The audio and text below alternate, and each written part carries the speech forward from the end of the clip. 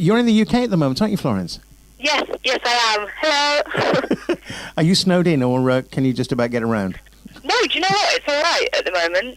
Thank goodness. We've had too much snow. Oh, good. Yeah, well, we've had a load of rain, so between us, we've just about had enough of rotten weather, I think.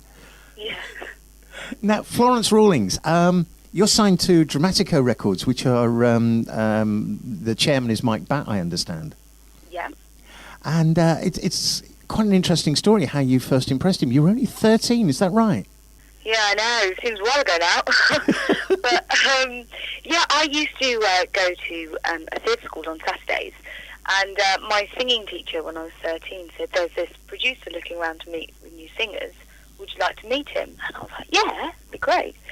So I was introduced to Mike, and we had like a jam. We sang a couple of songs, I think something like Summertime or Georgia.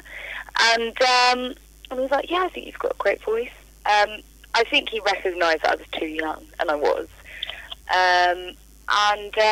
So, yeah, he just let me kind of grow up, and we started working together when I was 18. Yeah, because the other person that's signed that people will probably know is Katie Mellower. Yeah. Have you actually met her and worked with her?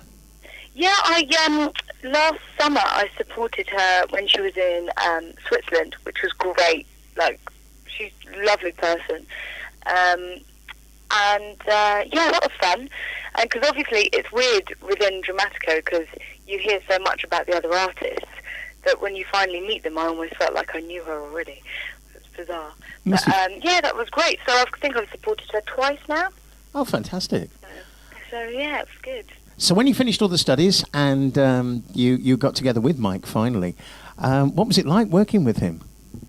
Oh, it was great. I mean, he's very kind of, he concentrated on the music. So we just went in, recorded. The first song we recorded was A Fool in Love.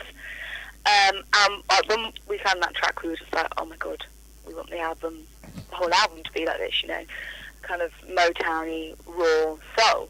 Yeah. And so we just went around trying to find like new music and just had a really good time in the recording studio and worked with fantastic musicians, and it was just a fun process, really.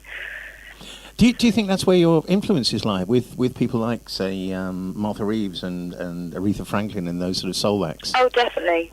I love them. I mean, I think for me, I just love all that stuff. I would just sit there and listen to it and sing along all day, just because the voices, the emphasis is all on the voices from kind of like that era. I think just kind of these raw soul voices, and it's just fantastic. Yeah, so that's definitely where I'm influenced most. Because that sort of music conveys so much emotion. And I mean, I've listened to your stuff, and yeah, you can hear it in there. It's in there. It's fantastic. And I think it's wonderful the way that quite a few younger artists are really picking up on this. Do you think it's a bit of a trend? I think that kind of music is it's kind of party music, It's the kind of music like things like, the Supremes and the Marvelettes and Martha Reeves and Michael Jackson. It makes you want to dance.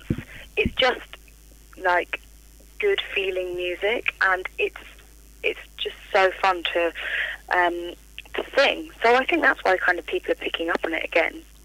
And obviously it's kind of become very fashionable as well, I suppose. But kind of the Amy Winehouse is bringing it back. Yeah. Now the first single, Hard to Get, that was a very sort of Motown influenced tune as well, wasn't it? Well, yeah. Mike wrote that song. And I mean, the way that we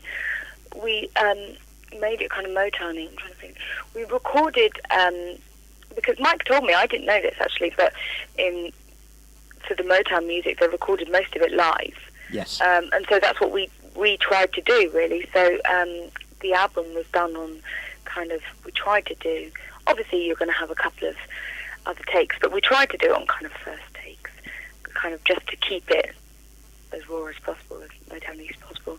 And yeah, so I'm going on a complete tangent here, I think. No, it's fascinating. I love finding out about these things because I think it's so important that people know how these things are recorded and, the things that were going through your mind when you're recording them. Yeah, it's an exciting process. I mean, with the whole album altogether, I think I tried to count it once. There's something like 27 musicians on the album, Wow. and we recorded like the rhythm section first, and then we'd get the backing vocalists in and the brass in, and it was just, it was great.